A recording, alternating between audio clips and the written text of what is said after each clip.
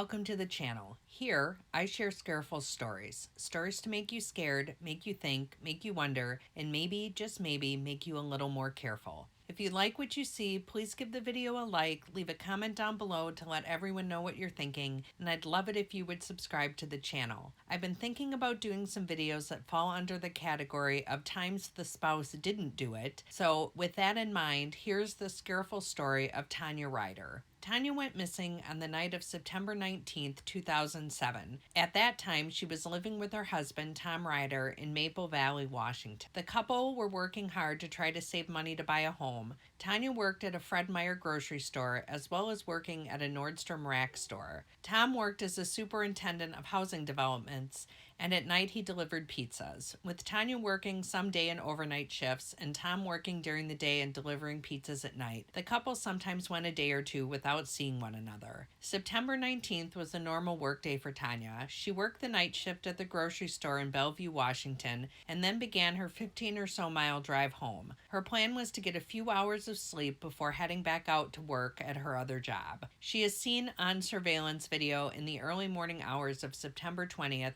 getting into her blue Honda Element and driving out of the parking lot. Where she went after that was unknown, but the assumption was that Tanya was heading home. The next day came and went with Tom working and not realizing that Tanya had never made it home, nor had she made it to her job at Nordstrom Rack. When Tanya continued to miss work shifts, a co-worker contacted Tom asking where she was. Realizing that Tanya had not been home now for days put Tom into a bit of a panic, and rightfully so. He called Bellevue police, since that is where she had been working the night she went missing. He was advised to call the King County Sheriff's Office.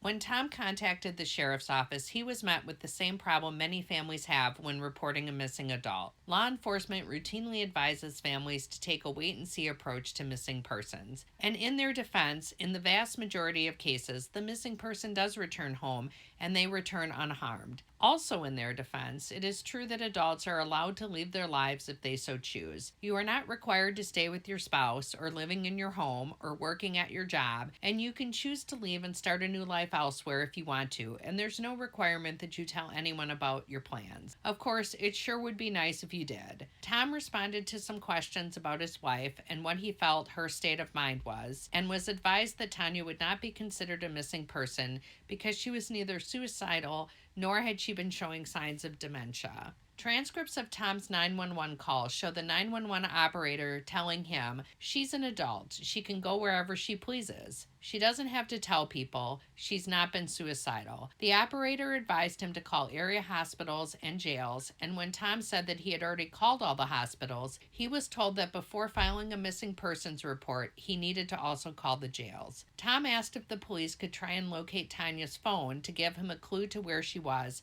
and was told that they couldn't because, and can you guess why? Because she was an adult and not in any known danger. Tom responded angrily by saying, "What you're telling me is unless she turns up dead, you're not going to care." Frustrated, Tom tried taking matters into his own hands. He drove the route Tanya would have taken home from work, looking for any sign of her car. He made missing posters and hung them up along the way. He continued to check hospitals and jails, hoping for any information about his missing wife. The next day, when he called 911 again, he made clear that he'd already called all the hospitals and jails, kind of like how I start any of my calls to the IT department with, "I've already restarted my computer, and no, that didn't fix the problem." This time, the operator did take a missing persons report. When a law enforcement officer finally came out to Tom and Tanya's home to take a report, Tom still felt as though they weren't taking things very seriously. He offered to let them search his home and whatever else they felt they needed to begin to take Tanya's disappearance as what he knew it was, not voluntary and not anything having to do with him. Investigators looked into the couple's bank and credit card accounts. Tom initially told them that there were certain accounts and/or credit cards that only Tanya had access to. When one of those accounts showed activity after the time Tanya had gone missing, the investigator felt that that was proof that Tanya went missing willingly. When asked about the charges, Tom made it clear that he actually did have access to that account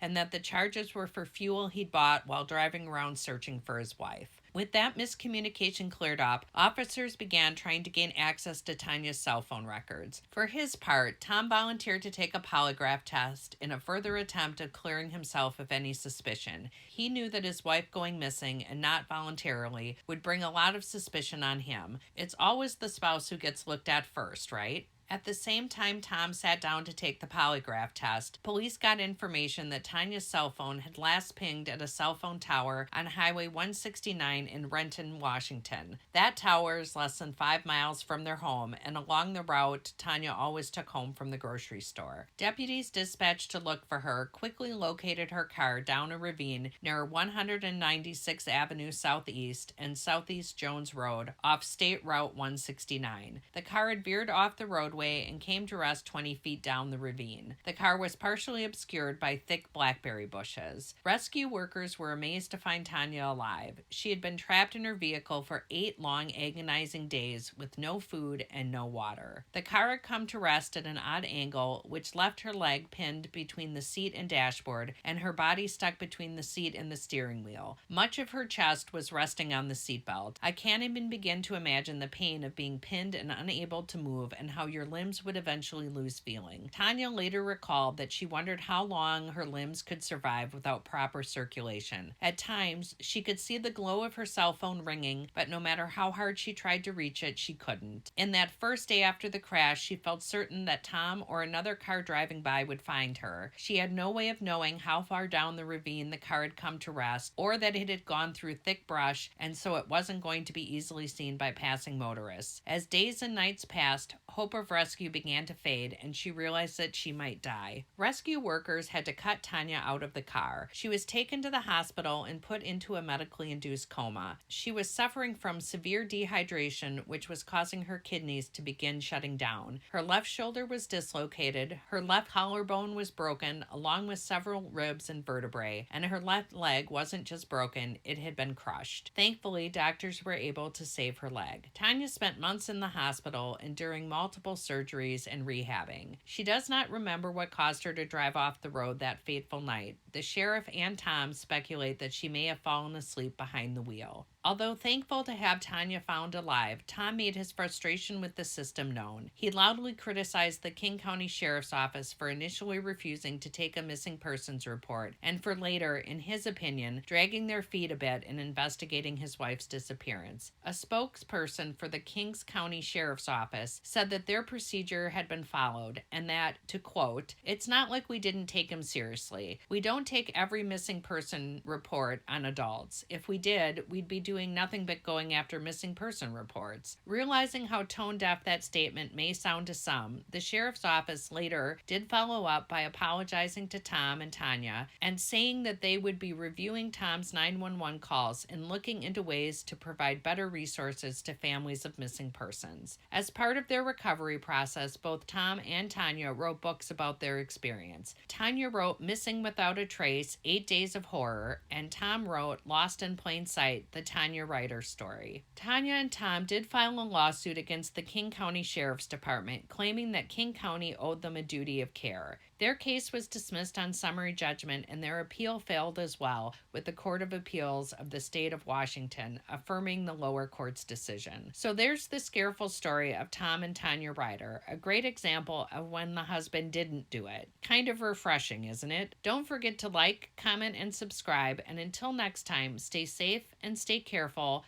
and don't drive while tired. Bye, guys.